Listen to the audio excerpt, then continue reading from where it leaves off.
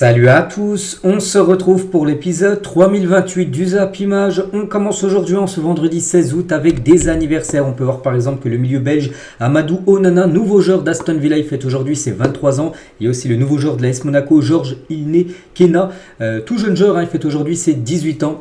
Et par exemple, je sais pas, tiens, Diego Llorente, attaquant espagnol du Betis Séville, fête aujourd'hui ses 31 ans.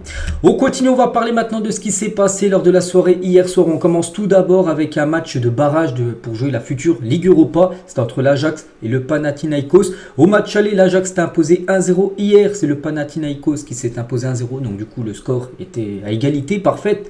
Du coup, ça s'est joué au tir au but et c'est l'Ajax Amsterdam qui s'est imposé lors de cette séance de tir au but. Mais une séance de tir au but totalement folle. Donc déjà là, on peut voir les stats sur l'ensemble bien sûr du match, mais la séance tir au but, je dis folle. Pourquoi? Donc ils sont qualifiés donc au tir au but complètement folle. 17 tirs au but de tirés de chaque côté. C'est quand même énorme, hein.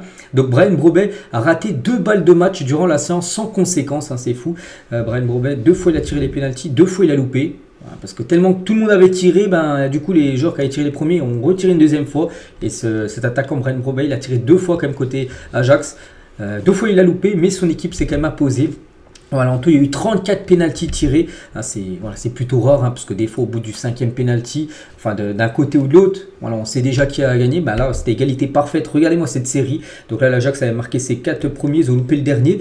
Et le Panathinaikos avait loupé leur premier, mais ils ont marqué les 4 autres. Puis après, à chaque fois, ils se répondaient coup sur coup.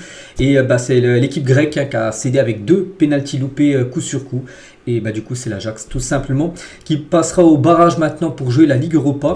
Donc voilà, c'est plutôt rare quand même une séance de tir au but aussi longue. Elle a duré quand même 25 minutes, hein, la séance de tir au but hier. Et du coup, le Panathinaikos, parce que ça intéresse comme un club français. Pourquoi? Parce qu'officiel, le Racing Club de Lens affrontera du coup... C'était le perdant de l'affiche hier, du coup c'est le Panathinaikos en barrage pour la Conference League, vu que le Panathinaikos ne va pas jouer la Ligue Europa, eux ça sera peut-être la Conference League, les barrages tout d'abord. Donc le match aller le 22 août prochain à Bollard et le match retour en Grèce du côté du Pana le 29 août prochain. Donc l'équipe qui gagnera lors du match aller, match retour, sera qualifiée en Conference League et l'équipe qui perdra sera en rien du tout. Il n'y aura pas de Coupe d'Europe. La saison prochaine, on se souhaitera bonne chance bien sûr aux Lensois. On continue les gars, on parle plus de Coupe d'Europe, tout ça, on va parler maintenant des championnats parce que ça reprend. Déjà hier ça a repris du côté de la Liga avec les 2 premières rencontres du championnat. Et c'est que ça continue aujourd'hui, demain et après-demain. Et c'est vrai que la Liga, elle va être passionnante cette saison avec les 3 équipes qui se détachent comme d'habitude. Le Barça, le Real Madrid et l'Atlético Madrid. Bon, moi je mettrais quand même une pièce sur le Real au vu de l'effectif. En plus avec un Kylian Mbappé en renfort, je pense que le Real est très armé on peut dire pour remporter la Liga. Mais voilà, c'est un championnat. Il y aura, on espère, beaucoup de suspense. Et concernant les 2 premières rencontres qui ont été jouées hier, donc tout d'abord il y avait un Betis Séville contre Girona. Girona qui a fini 3e la saison dernière. Ils sont fait accrocher tout d'abord l'équipe de Girona, 1 partout. Donc Bartra a ouvert le score avant que Misséouille a égalisé côté Girona. On peut voir les statistiques de la partie. Donc pas mal de tirs, côté Betis, plus de 19 tirs, 4 tirs cadrés, 1 but.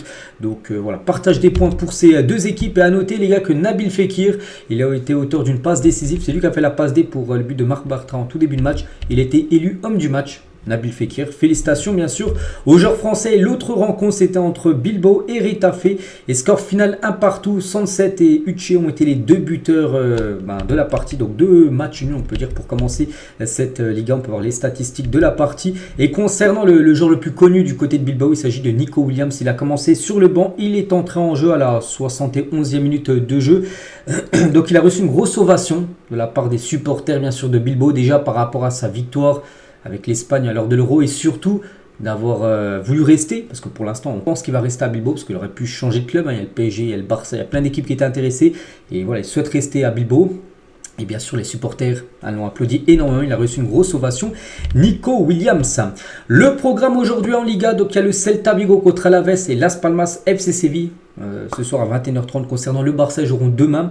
Ça sera à Valence à 21h30 et le Real Madrid jouera après-demain dimanche soir du côté de Majorque. Pour parler des grosses équipes, l'Atlético, je ne sais plus, je compte qui. Ce sera également ce week-end. Donc il y a aussi première journée, match d'ouverture du côté de la Première Ligue. Manchester United Fulham, c'est ce soir à 21h. Et du côté de la Ligue 1, Le Havre Paris Saint-Germain, match également d'ouverture du championnat français. Concernant la Serie A, ça reprend demain. Il y a juste la Bundesliga qui reprendra le week-end prochain. Sinon 4 gros championnats reprennent. On peut dire ce week-end, il y a aussi le championnat de Ligue 2 qui reprend ce soir. N'oubliez pas que la Ligue 2, le multiplex n'est plus le samedi à 19h, c'est mis maintenant le vendredi à 20h. Et on sait que ça a beaucoup fait parler parce que les supporters préfèrent bien sûr aller voir les matchs le samedi que le vendredi. Bref, voici cette première journée avec quelques matchs. Un 3 qui a pris la place de Bordeaux. Il ira défier l'équipe de Guingamp. Clermont reçoit Pau et Red Star, promu en Ligue 2, se déplace ce soir du côté de Amiens.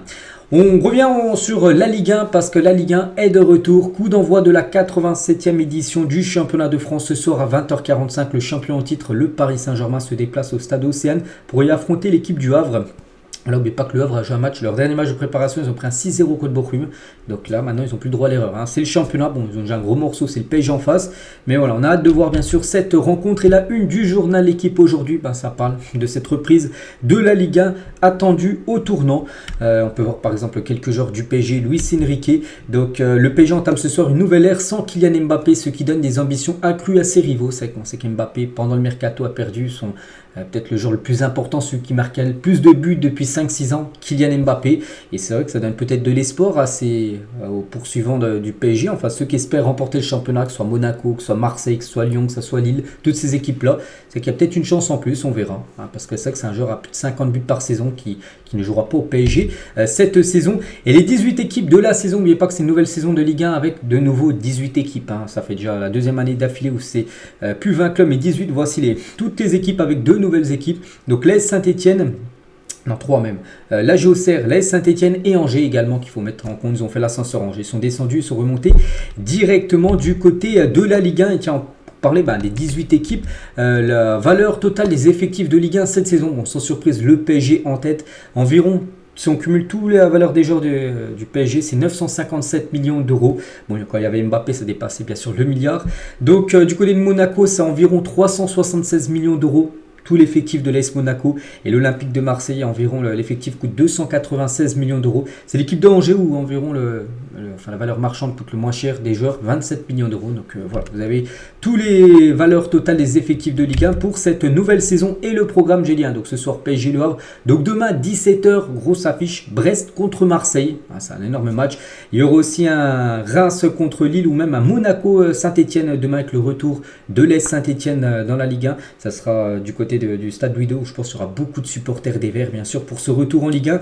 L'AG Auxerre promu et champion de Ligue 2 recevra l'équipe de Nice, ça sera dimanche à 15h et la dernière grosse affiche, elle sera Rennes contre Lyon, dimanche soir à 20h45. Voilà, vous avez tout le programme pour cette première journée de Ligue 1. Et pour revenir sur le PSG ce soir qui joue contre l'équipe du Havre, et Luis Enrique croit en son effectif. Hier, il était en conférence de presse, il a dit: je suis satisfait des joueurs à ma disposition, je n'ai pas de doute sur le fait qu'on sera meilleur collectivement en défense comme en attaque. Et interrogé aussi sur l'absence de Kylian Mbappé dans son effectif, je ne pensais pas qu'on me parlerait encore de Kylian Mbappé, je n'ai aucun problème avec Kylian, je lui souhaite le meilleur à lui et à son frère Ethan qui est parti lui du côté de Lille, mais je souhaite aussi que Madrid perde contre nous. Voilà ce qu'il a pu dire par rapport au départ de Kylian Mbappé du côté de son nouveau club. Et toujours avec le PSG, on va parler d'un joueur peut-être qui aura un peu plus d'importance cette saison, on espère qu'il soit meilleur que la saison dernière, c'est Randal Kolo Muani. Il a été regonflé par son Euro où il a pas mal joué, c'est que si on compare son temps de jeu en équipe de France et avec l'équipe du PSG, c'est qu'il joue beaucoup plus avec les Bleus qu'avec l'équipe parisienne. Et le français, c'est que son profil ne collera jamais au profil voulu par Luis Enrique, mais veut se donner une autre année de réussir à Paris, donc il devrait normalement rester au PSG. Et bon, on espère, parce que pour l'instant la première année a été un échec, un gros flop total, surtout qu'il a été acheté 95 millions d'euros, c'est quand même un gros montant, et il a été très peu efficace, Randal Kolo Muani. Aussi du côté du championnat anglais, c'est également la reprise, je dis ce soir avec ce Manchester United contre Fulham de Montpellier, le programme. Donc demain par exemple à 13h30, il y aura Ipswich, nouvelle équipe promue, reçoit Liverpool, une grosse affiche, il y aura Arsenal, Wolverhampton, il y aura West Ham, Aston Villa, dimanche, grosse affiche à 17h30, Chelsea reçoit l'équipe de Manchester City, ça a été une affiche il y a 2-3 ans d'une finale de Ligue des Champions, et Leicester reçoit Tottenham, ça sera lundi, ça se joue sur 3 jours d'affilée, on va dire, cette première journée du côté de la Première Ligue. Et concernant les deux équipes favorites, bien sûr City en plus reste sur 3 titres de Première Ligue d'affilée, donc ils vont viser le 4 d'affilée, et Arsenal qui peut rentrer aussi dans la course. Et ça, regardez, d'après les bookmakers anglais, les équipes qui ont le plus de chances de remporter on va dire la première ligue. Donc c'est les cotes en gros, une cote à 1,40 pour que Manchester City remporte le championnat, une cote à 1,70 pour qu'Arsenal remporte le championnat, et après on passe à une cote à 6,50 pour que Liverpool remporte le championnat pour cet après club. Donc Chelsea c'est une cote à 18 pour remporter le championnat, Tottenham une cote à 25, ou Chelsea c'est une cote, enfin je l'ai déjà dit, mais une cote par exemple Aston Villa qui a fini 4ème saison dernière, une cote à 65 pour remporter le championnat de Première Ligue. Et toujours tiens du côté de l'appel, on va parler de Newcastle qui ont une cote à 30 pour remporter le championnat, mais Newcastle, et c'est plutôt une bonne nouvelle parce qu'officiel suspendu depuis octobre 2023 pour une affaire de paris sportif.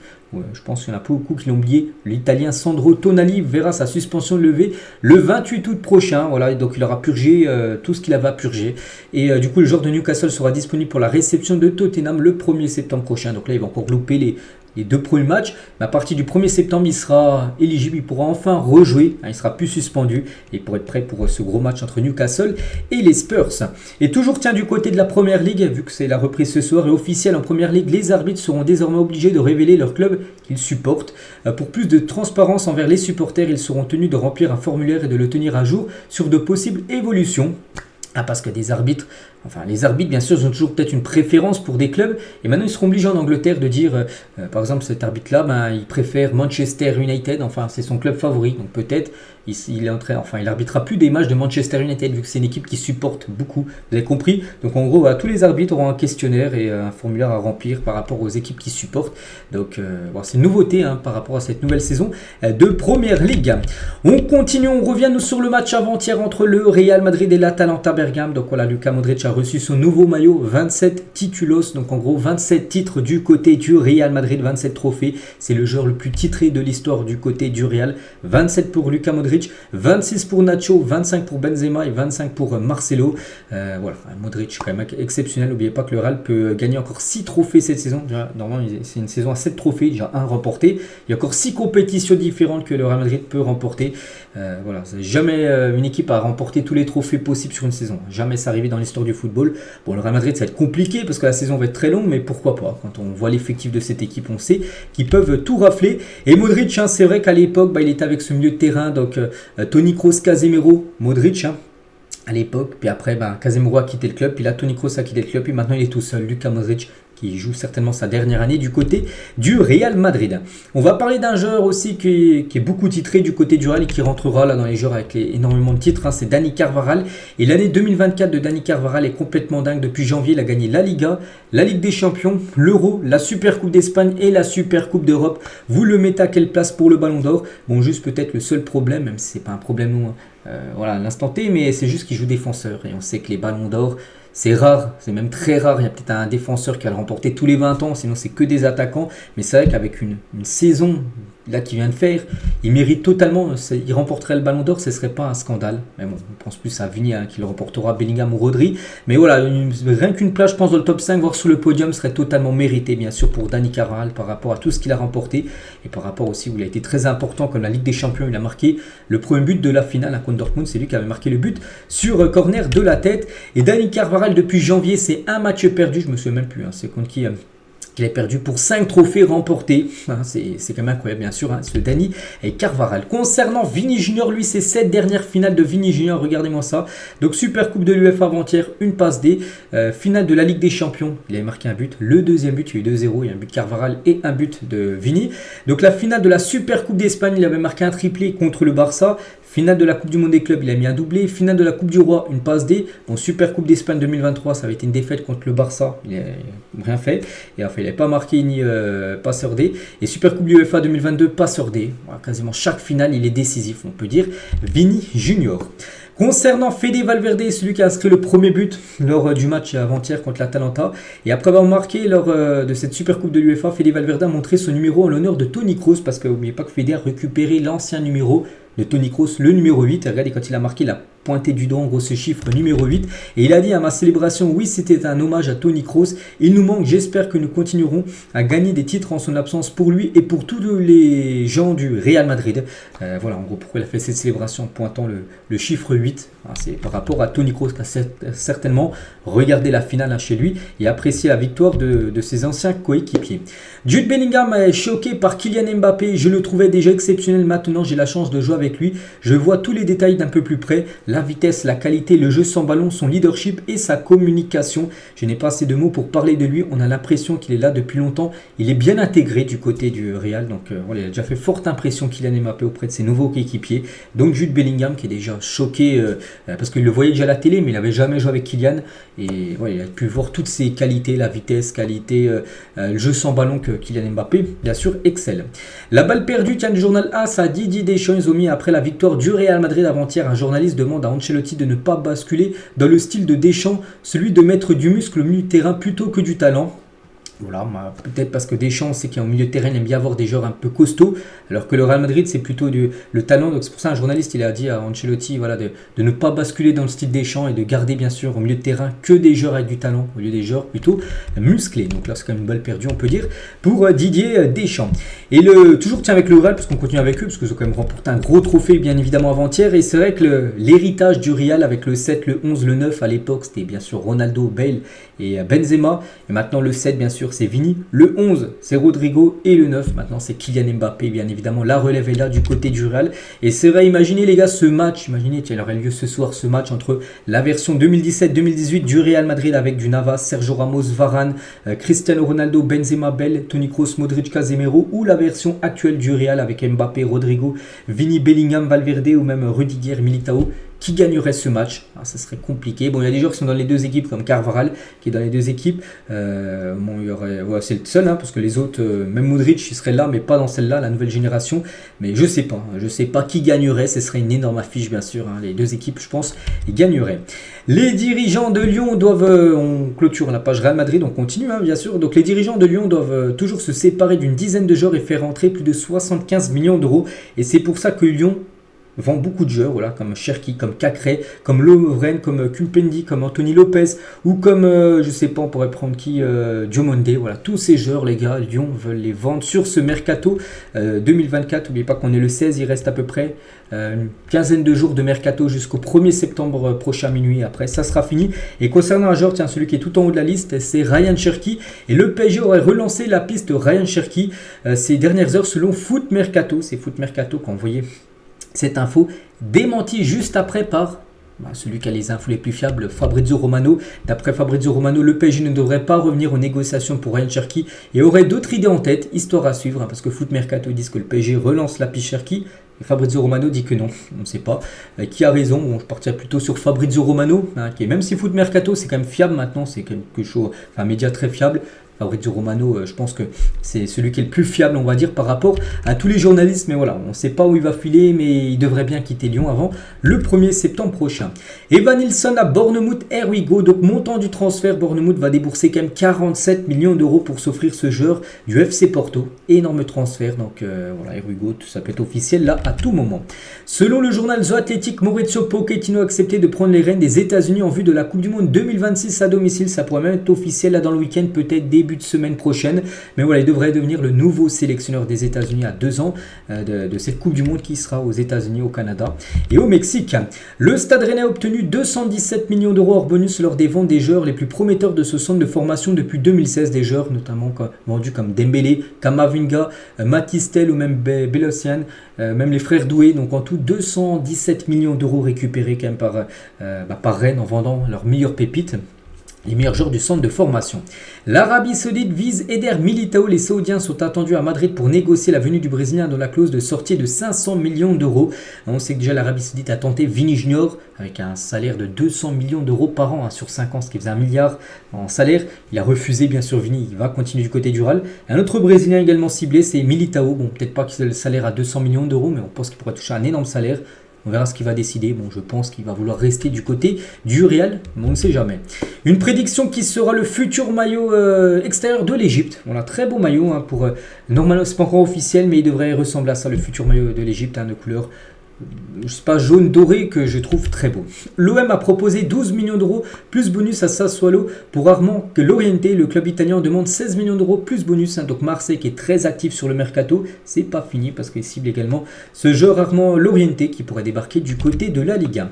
Du côté du Real Madrid, Ancelotti il a été clair sur le mercato du Real. Donc le Real a pris une décision, on peut dire, sur cette fin de mercato. Notre mercato est terminé. Je ne demanderai plus aucune signature. Voilà, c'est fait. Avec deux nouveaux joueurs, Mbappé, Hendrik, ça suffit, hein, parce que le Real a déjà perdu très peu de joueurs. Bon, il y a eu qui, Joselu, bon, Nacho qui a arrêté.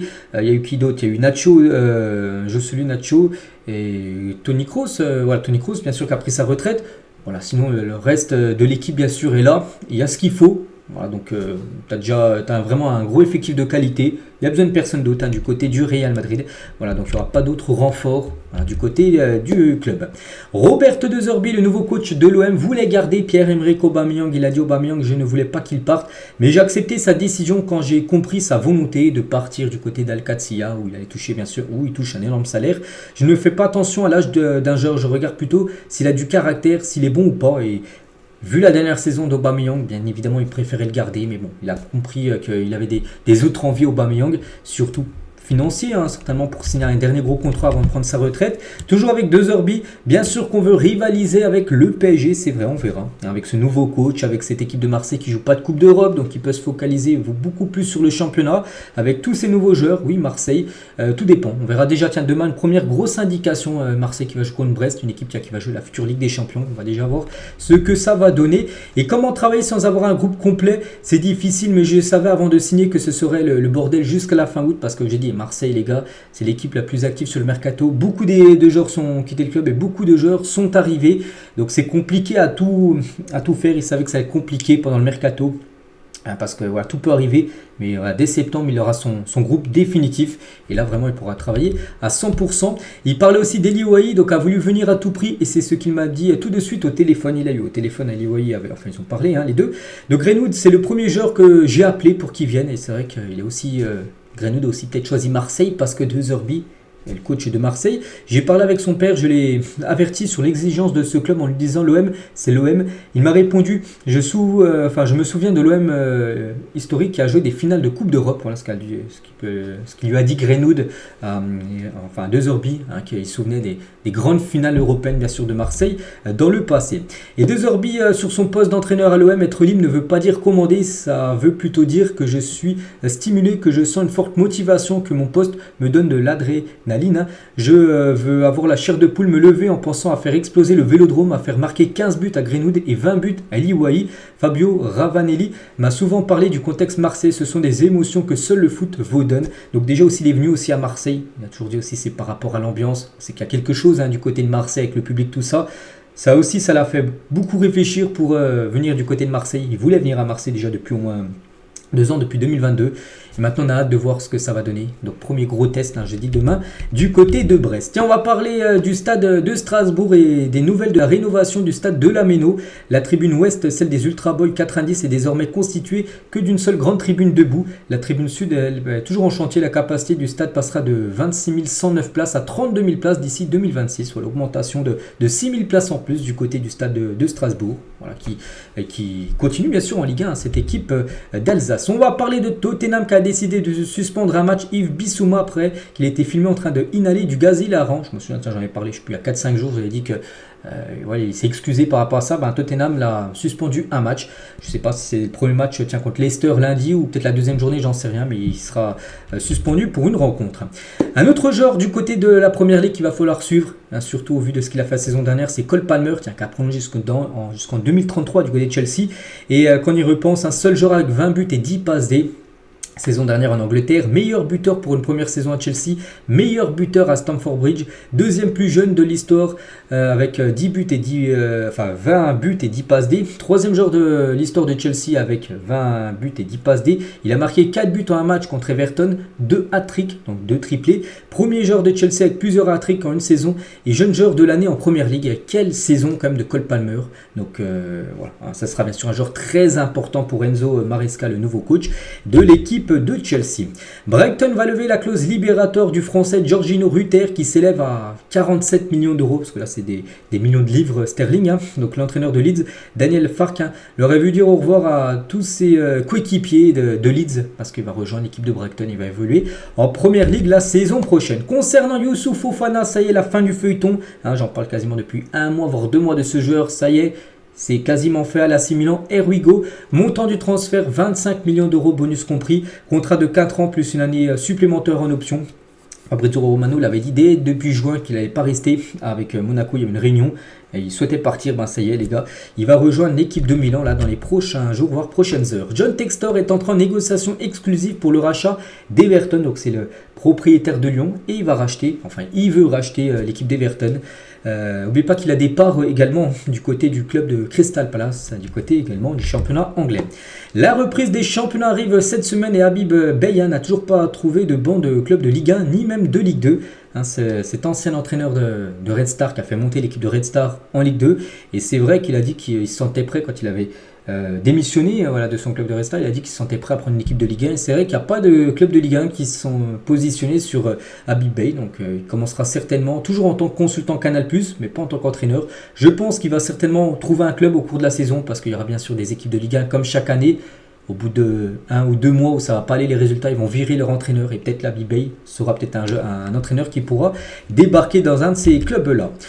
Mounir Nazraoui, donc le papa de Lamine Yamal, donne des nouvelles après le coup de couteau qu'il a reçu en postant un message sur Instagram. Merci pour vos messages de soutien, je vais mieux et je vous embrasse tous très fort. Je sais plus quel jour, on est vendredi, ça devait être mardi soir. On avait parlé, il s'est fait poignarder du côté de l'Espagne. Et le père de Lamine Yamal au micro de l'émission El Chiringuito TV, c'était hier soir. J'avais peur, j'ai été entre la vie et la mort, je vais mieux. J'ai été transféré en salle. Et voilà une petite photo qu'on a pu voir de l'émission El Chiringuito TV qu'ils ont publié sur Mounir Nazraoui avec le sourire. Donc voilà, il a très très peur pour lui. Et concernant son fils, Lamine Yamal, s'est entraîné avec le Barça. Donc c'est hier matin après avoir appris que son père était hors de danger. Ses coéquipiers lui ont tous montré du soutien. Il a ressenti l'affection de tous. Il a reçu beaucoup de soutien, beaucoup de force de ses coéquipiers du côté du Barça par rapport à ce qu'a vécu son père là il y a quelques jours. On continue avec Romain Fèvre, va être prêté à Brest pour 3 millions d'euros cette saison en provenance de Bournemouth. Voilà, donc c'est ancien joueur de Lorient, il va revenir en Ligue 1, mais cette fois-ci du côté de Brest qui joue la saison prochaine la Champions League. Des nouvelles, tiens, de Marc Reus, ça y est, c'est fait. Marc Reus rejoint librement les Los Angeles Galaxy aux États-Unis, contrat de 2 ans et demi. Il avait arrêté son dernier match, on se souvient, c'était la finale perdue de Ligue des Champions contre le Real. Donc on se doutait qu'il allait partir aux États-Unis, ça y est, c'est fait pour le légendaire joueur allemand. Un autre transfert, donc celui-là il est plutôt surprenant et c'est un très bon joueur, c'est Gauthier 1 et de retour en Ligue 2, meilleur joueur du championnat la saison passée avec l'AG Auxerre promu en Ligue 1. Le joueur retourne dans son club de formateur à Metz. Voilà, c'est fou, quand même, meilleur joueur de la saison dernière. Il avait marqué 11 buts, 10 passes D et meilleur joueur de Ligue 2. Voilà, t'es meilleur joueur de Ligue 2. En plus, l'AG Auxerre finit premier, il monte en Ligue 1. Et lui, en gros, il est transféré, il va à Metz, mais qui descend en Ligue 2. Voilà, on ne comprend pas trop. Après, voilà, c'est peut-être par rapport au cœur qui fait ça, parce que c'est son club formateur, mais voilà, il aurait pu rester bien sûr à l'AG Auxerre, surtout qu'il a été élu meilleur joueur de Ligue 2, et là il est joué en Ligue 1 alors qu'il préfère retourner en Ligue 2. Donc voilà, transfert surprenant, mais vraiment il montre son amour, on peut dire, au FC Metz.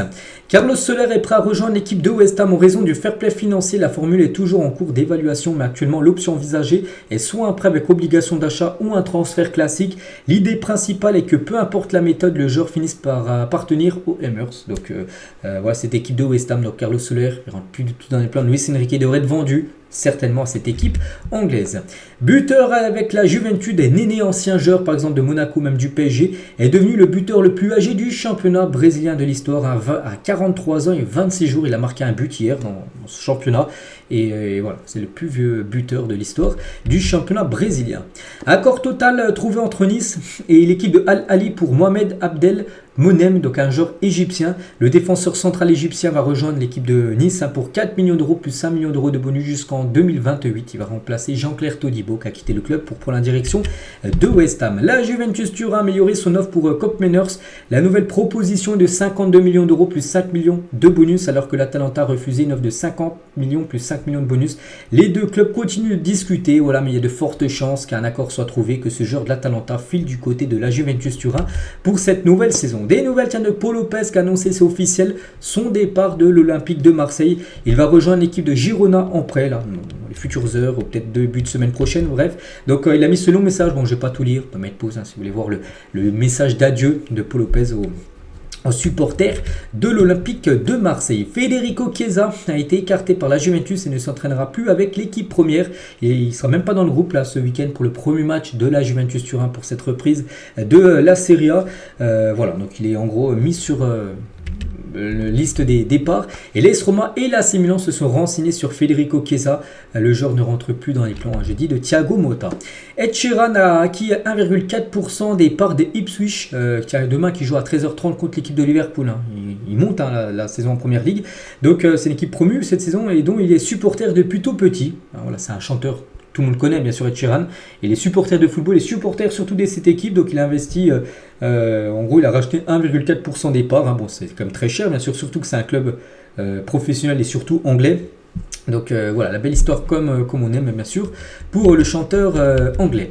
Une partie de la visite médicale de Désiré Doué a été passée avec le PSG hier et la seconde partie de la visite médicale est prévue pour demain matin. Donc en gros là ce matin ça a été fait. Donc si tout est ok, il signera ensuite son contrat de 5 ans. Donc normalement aujourd'hui, en soirée ce soir, il sera officiellement un nouveau joueur du PSG. Il devrait être la 4e recrue du PSG sur ce mercato. L'AS Saint-Etienne s'intéresse à Mbaye Niang.